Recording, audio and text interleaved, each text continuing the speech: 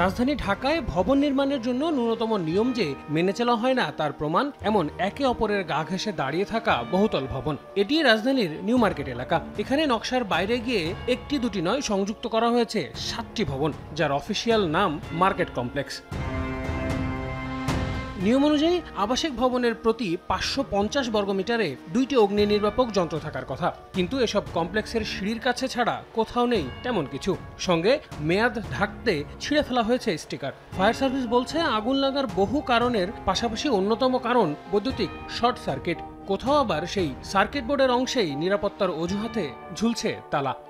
Main switch যেখানে আছে, এটার চাবি কার কাছে? ইলেকট্রিশিয়ান। যে কেউ চাইলেই যেতে পারবো না?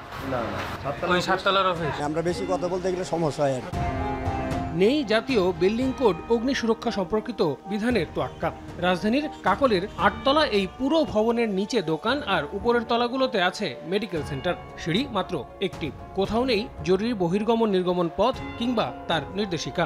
ভবনের অগ্নি নিরাপত্তা ছাড়পত্র আছে কি নেই সেই প্রশ্ন করেন না কেউ।